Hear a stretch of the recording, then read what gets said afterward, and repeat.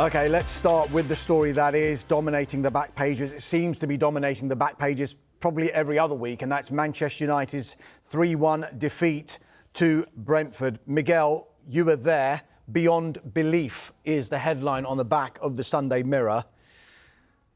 Has it reached decision time, do you think, for Manchester United and their hierarchy and their head coach? Well, the thing is, I would have said it reached decision time at any point over the last few months, arguably after the Europa League final. So I think what's most striking about this whole situation is how the extent of the misery and this level of performance. I mean, still, they're on a points per game of 1, or just over 1, which is incredible, really. So this is just going on, despite extra time in the training ground, despite signings. It's remarkable, and it's amazing. As I was going up to the game yesterday, I met someone connected to United who was talking about actually there's a bit of confidence about the players, because last week's performance, bar the typical attempt to kind of shoot themselves in the foot, was actually quite good against Chelsea. They dominated the first half, or they dominated the spell where they went 2-0 up and essentially won the game. But to go from that then to this, where Brentford bullied them, I think Keith Andrews completely had Amorim's number, and it was just such a regression even in this kind of back and forth. And yeah, I mean, where is the improvement? And the weird thing with Amorim is, I'm sitting there in the press conference after the game, and I still quite like the way he speaks. It feels like he's actually got the charisma or the personality for the United job in terms of he can weather the pressure, but because he keeps making the decisions without buckling. But it's now about those decisions that he keeps making. Yeah, the Sunday Telegraph is reporting Amorim staring down barrel. And in Sam Wallace's piece, he says Amorim keeps sending out teams who fail to win games, and the consequences become ever harder to ignore. Over 2 seasons, and you mentioned this record, he's overseen 33 Premier League games from which United have taken 34 points. In other words, relegation form. The man himself seems defeated by it all, and there were no excuses afterwards. Martin, I'm sure you saw the game. Is it as bad as you've seen in recent weeks from United?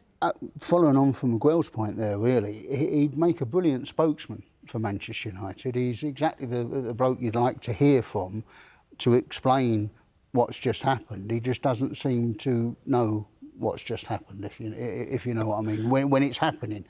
Look, the one thing I hope, we was talking earlier, the one thing I hope is that they don't panic and take Crystal Palace's manager or Bournemouth's manager or whatever, because I really like what's happening in Crystal Palace, really like what's happening at Bournemouth, and I don't think those guys deserve to be put in to try to rescue Manchester United. The problem here is, the longer they're together, it doesn't get any better. You'd think it would get better. You'd think, you know, I'd never like it when a man talks about idea, singular, and Amorim always talks about my idea, executing my idea. You think, surely there's got to be a plural in there somewhere. But even if they need to learn his idea, the longer they go on, they don't seem to be understanding it any more than they did at the start. And if you look at that Brentford game as well, the shape never changes, but the personnel, where they are in that shape, keeps changing, and it's almost this sort of manic. You look at the back three. You look how often that changed in the Brentford game, where different people are playing, and you think, well, no wonder nobody looks as if they really feel confident in their position, because 5 minutes goes by and they say, oh yeah, you're playing on the left, now you're playing on the right. He does seem to change one of his central defenders in every single game, doesn't he? Dom, in the Mail on Sunday, it does sum it up, really. Mediocre, mid-table and miserable. And just picking up on what Martin said there, you know, this is my idea. But they say Amorim's inflexibility is damaging United. Is there a case for the defence? I'm talking about Amorim here. And is it simply the formation, or is it more deep-rooted than that? I think it's more deep-rooted, and there's one quote from this season, this short season, that has stood out like a lighthouse, and it was when he said at Grimsby that the players have spoken. That to me says it's far more deep-rooted than just the manager. There's an issue in the dressing room. Are they playing for him? Are they believing in him? And you mentioned before about has he come to make a decision? Why is the scrutiny not on Omar Barada and Jason Wilcox and the people who actually made the first, who've gone and appointed Amorim. They're as culpable in this as everything. It's all very well Amorim having the focus, but there's everything around Manchester United that seems to be wrong. But on that as well, and we'll actually come to this later with West Ham, because I think there's a similar issue there. You know, when you speak to people who like run football clubs, sporting directors, they would talk about what you have to do when you're starting from scratch at a club is basically the first thing you do in a modern game is decide what sort of club you want to be and what the football is going to be, basically. You know, pick an ideology that's at least ideally anchored to the club's history to create buy-in, and then fit all recruitment, including the manager and the players, into that. Whereas with this, it's like they went straight for a very specific type of manager who plays a very specific interpretation of football. And it's kind of like the same issues you would have seen like a decade ago again. Yeah, but he was never keen though. It was never his wish to come in the middle of last Halfway season. through the season, He wanted to come in at the end of the season, implement things through the summer, so he's got a blank page to work with, get things across. But he walked into basically a vortex in the middle of last season, and the result, he's never, ever, ever been able to recover from that start. Liverpool looked at him, didn't they? And they didn't like this idea that there's this one way of playing, and whatever the personnel you have got on the staff at the time, they have then got to be pushed sort of like a sausage into a skin into this system.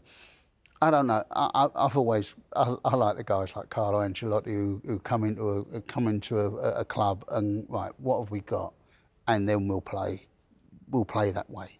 We'll play the way that suits these players, and then you can begin to implement your ideas. But this hasn't worked almost from the very start, really.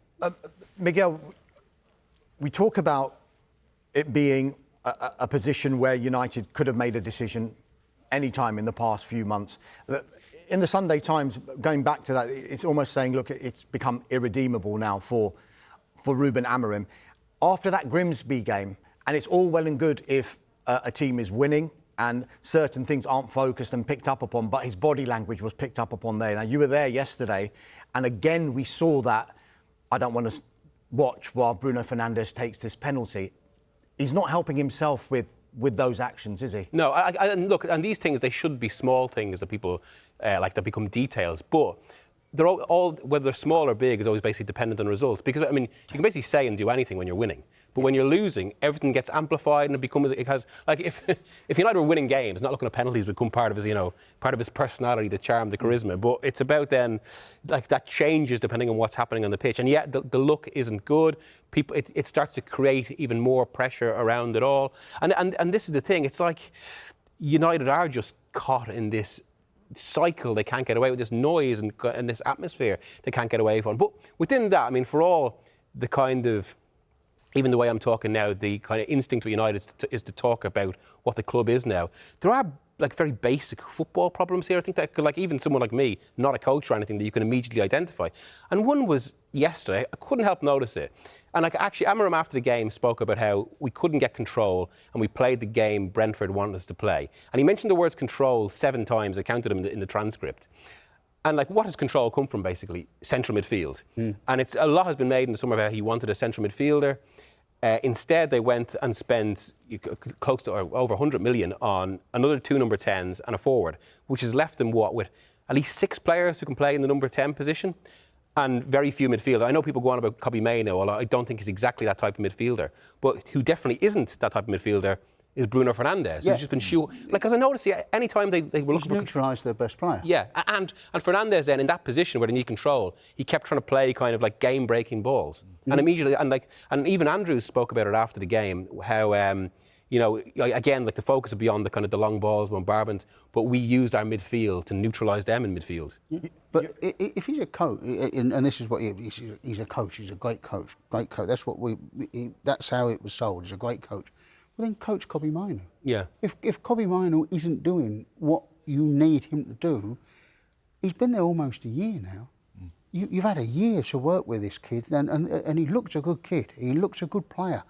And you think, you've had a year together now. Surely you should be able to start moulding him to what you want, really. There should be signs. Instead, not in the team again yesterday. Comes on in the second half. Just on the game itself, because we can overload with stats, can't we? We've spoken about the points return, but, I mean, I couldn't believe it. I had to keep checking over and over again. Back-to-back Premier League wins have eluded Ruben Amorim since he's taken over. Within this game, though, there was a big moment, wasn't there? Bruno Fernandes, we just mentioned him there. It was a penalty that was saved, but the build-up to the penalty and the VAR check, they confirmed the penalty, but no red card. Is there a little bit of sympathy towards United and Ruben Amorim that maybe that wasn't a red card when it was reviewed? Yeah, I am. This is I think episode 463 of I Don't Understand Football anymore about decisions that get made.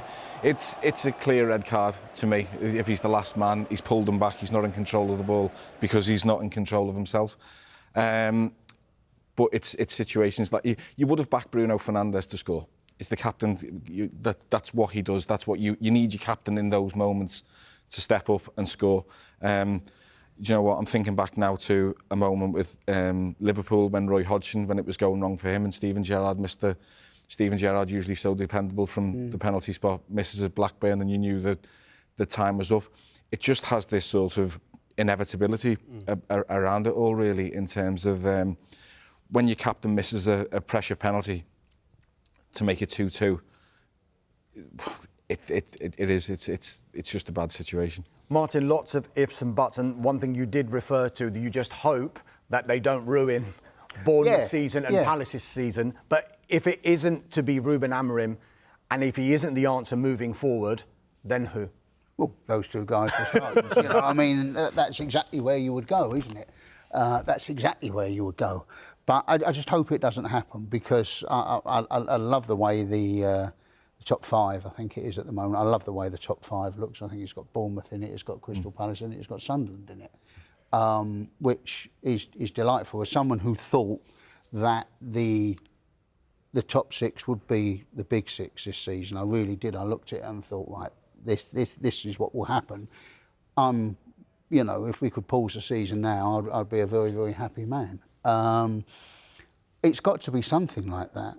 It's got to, but United have got this way of sort of, they're sucking the life out of everybody at the moment. Yeah. I mean, they've sucked the life out of Amorim. The guy looks like a nervous wreck. He's looking down, and I mean, I don't know if he didn't watch penalties at Sporting, but you know, he looks like he's got the weight of the world on his shoulders.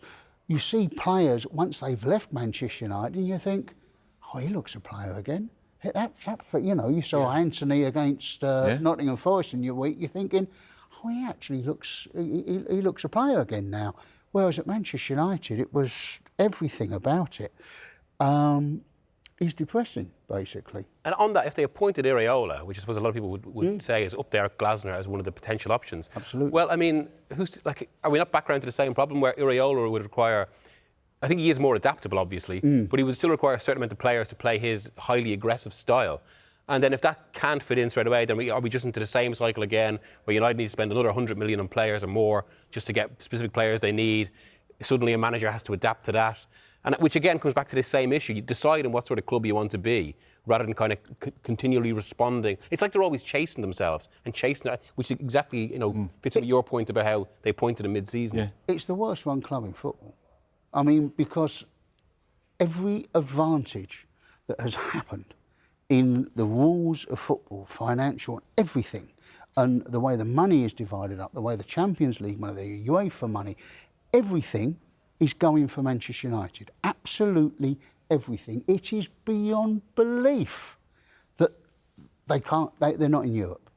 How can you be Manchester United and not get into Europe with all the advantages that they've got? It's not just not getting into the Champions League, they're not in Europe.